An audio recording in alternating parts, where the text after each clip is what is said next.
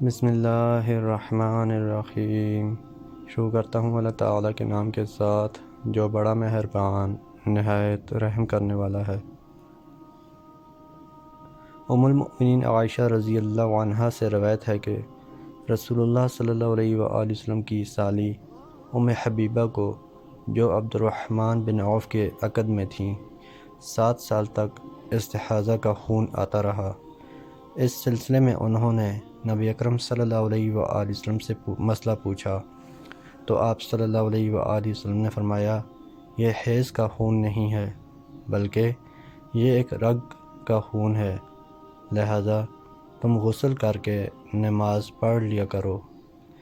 عمران بن حسین رضی اللہ عنہما سے روایت ہے کہ رسول اللہ صلی اللہ علیہ وآلہ وسلم نے ایک آدمی کو الگ تھلگ بیٹھا دیکھا۔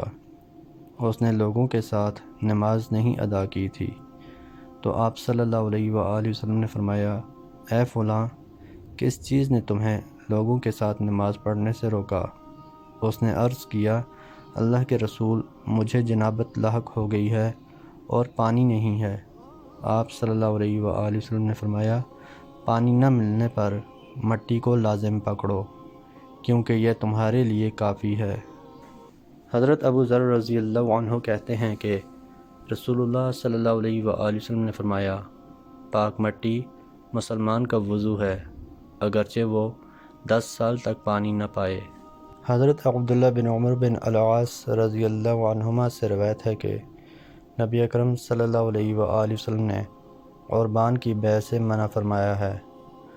ابو عبداللہ ابن ماجہ کہتے ہیں کہ قربان یہ ہے کہ آدمی ایک جانور 100 دینار میں خریدے اور بیچنے والے کو اس میں سے 2 دینار بطور بیعانہ دے دے اور کہے، اگر میں نے جانور نہیں لیا تو یہ دونوں دینار تمہارے ہیں۔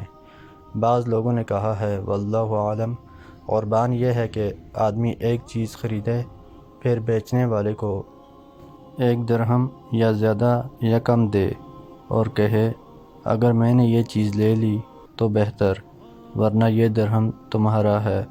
محترم دوستو، اللہ تعالیٰ سے دعا ہے اللہ تعالیٰ ہمیں ان حدیث پر عمل کرنے کی توفیق عطا فرمائیں۔ اللہ تعالیٰ ہمیں دونوں جہانوں میں کامیابیاں عطا فرمائیں، آمین یا رب العالمین۔ ویڈیو کو ثواب کی نیت سے زیادہ شیئر کریں۔